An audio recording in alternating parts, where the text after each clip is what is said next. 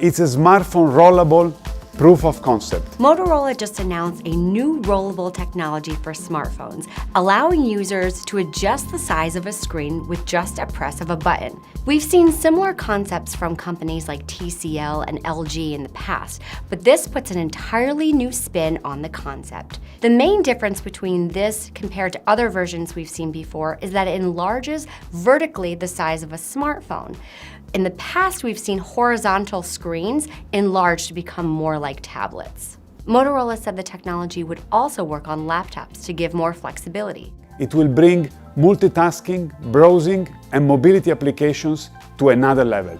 So why do we need a rollable device if we already have foldables and they're performing really well in the market? Well, to start, consumers love choice, so this is more offerings, more things to choose from. Second, foldable devices have a hinge, and on the other side, the screen isn't always super flat. This would streamline the design and make it much more compact and lighter.